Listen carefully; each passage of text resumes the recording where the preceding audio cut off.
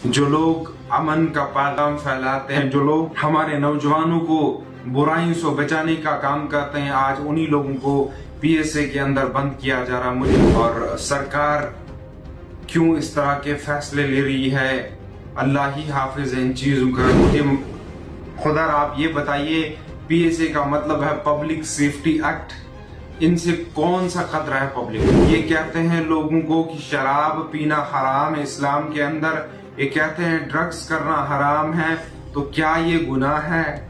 ये कहते हैं बुरे काम करने गुनाह है, उधर मत जा बुराई की तरह, क्या ये गुनाह है? इसमें कौन सा खतरा है पब्लिक को? खुदारा हमें बताइए कि आप किस तरह के फैसले ले रहे हैं, कौन आपको एडवाइस कर रहा है, क्यों ये सारी चीजें? मेहरबानी और मेहरबानी करके इन तीनों को रिलीज किया जाए और जितने भी बाकी हमारे उलमाई किराम बंद है उनको रिलीज किया जाए।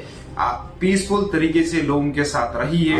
उन लोगों को गिरफ्तार कर रहे हैं जिन लोगों को आवाम सुनती है, लाखों में सुनती है, चाहे वो मौलाना मुश्ताक वीरी साहब की बात हो, मौलाना दाऊदी साहब की बात हो, मौलाना मजीद साहब की बात हो, उनकी बात लाखों लोग वहां सुनते हैं। आप उनको ही अरेस्ट कर रहे हैं, उनको ही पीएसए लगा रहे हैं, तो लोगों पे उसके क्या असर पड़ेगा?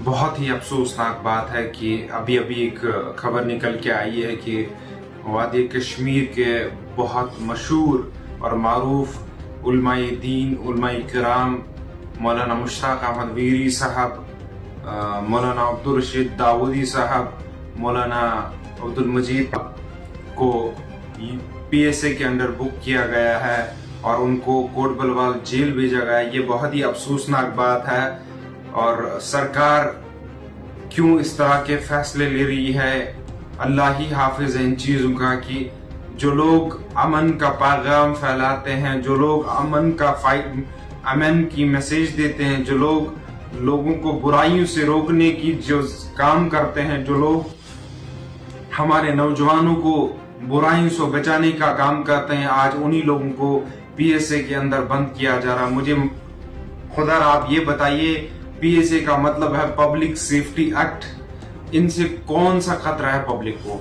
ये कहते हैं लोगों को कि शराब पीना हराम है इस्लाम के अंदर, ये कहते हैं ड्रग्स करना हराम है, तो क्या ये गुनाह है? ये कहते हैं बुरे काम करने गुनाह है, उधर मत जा बुराई की तरह, क्या ये गुनाह है? इसमें कौन सा खतरा है पब्लिक को?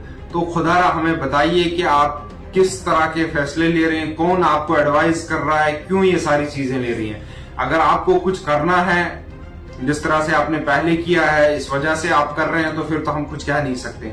लेकिन अगर वैसा कुछ नहीं है तो मैं मेहरबानी करके सरकार से गुजारिश करता हूं, लोगों में दहशत का माहौल पैदा ना करे, लोगों में खौफ हरास का माहौल पैदा ना करे। मेहरबानी और मेहरबानी करके इन तीनों को रिलीज किया जाए और जितने भी बाकी हमारे उलमाई किराम बंद है उनको रिलीज किया जाए। आप पीसफुल तरीके से लोगों के साथ रहिए, लोगों को पीसफुल तरीके से आगे बढ़ाइए, प्यार मोहब्बत से आगे बढ़ाइए। ये चीजें वर्क नहीं करने वाली हैं। जो कोई भी आपको इन तरीके ये इस तरह की एडवाइसेस देता है, बिल्कुल गलत एडवाइसेस देता है और गलत मैसेज देता है, आपको गलती आपसे करवाता है। मेरी गुजारिश है आपसे कि मेहरबानी और मेहरबानी करके उनकी बातों में ना आके इनको रिलीज किया जाए और कोशिश की जाए कि किस तरह से उलमाई किराम लोगों के बीच में बॉन्ड जो है उसको स्ट्रॉन्ग और किया जाए, एडमिनिस्ट्रेशन के बीच में उसको स्ट्रॉन्ग किया जाए। बजाय उसके आप दूरियां पैदा कर रहे हैं, बजाय उसके आप उन लोगों को गिरफ्तार कर रहे हैं जिन लोगों को आवाम सुनती है, लाखों में सुनती है, चाहे वो मौलाना मुश्ताक वीरी साहब की बात हो, मौलाना दाऊदी साहब की बात हो, मौलाना मजीद साहब की बात हो, या कोई भी उलमाए किराम जो मशहूर और मारूफ इस वक्त वादी कश्मीर के अंदर है, उनकी बात लाखों लोग वहां सुनते हैं। आप उनको ही अरेस्ट कर रहे हैं, उनको ही पीएसए लगा रहे हैं, तो लोगों पे उसके क्या असर पड़ेगा, लोगों के जहन में क्या बात उठेगी? और आप यहाँ अगर कोई भी जस्टिफिकेशन देते हैं, लाइक अगर मानो अगर आप जस्टिफिकेशन देते हैं कि ये पब्लिक के लिए खतरा है, लोग तो इनको दिल में बसाते हैं, लोग तो इनसे मोहब्बत करते हैं, लोग तो इनके बयान सुनने के लिए 100 किलोमीटर चले जाते हैं, तो कहां से ये पब्लिक का खतरा है? तो मेरी आपसे गुजारिश है, मेहरबानी करके इनको रिलीज किया जाए और इन चीजों से बाज आया जाए, एक फ्रेंडली माहौल क्रिएट किया जाए कश्मीर के अंदर। ये जो गैप है एडमिनिस्ट्रेशन और लोगों के बीच में, उलमाई किराम के बीच में, इसको कम किया जाए।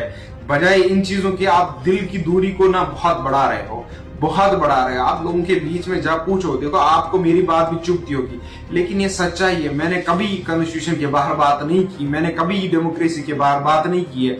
मैं इसी कॉन्स्टिट्यूशन की बात करता हूँ, इसी डेमोक्रेसी की बात करता हूँ, लेकिन फिर आपको मेरी बात भी चुभती है। मैं कहता हूं प्यार और मोहब्बत से जो किया जा सकता है ना, जो दिल उस तरीके से जो वो काम करेगा ना, प्यार मोहब्बत, वो आपका लाठी डंडा यूएपीए पीएस से कुछ नहीं कर सकता है। गुजारिश है आपसे कि इनको रिलीज किया जाए, and this is really very unfortunate, and I request people of Kashmir to be cool and calm please, for the sake of almighty Allah. ये हथकंडे अपनाए जा रहे हैं आपको भड़काने के लिए, तो आपसे गुजारिश है कि आप बिल्कुल शांत रहे। देखते हैं इंशाल्लाह आने वाले दिनों में सरकार का क्या रद्द अमल रहता है इस पे। बाकी शुक्रिया, अस्सलाम।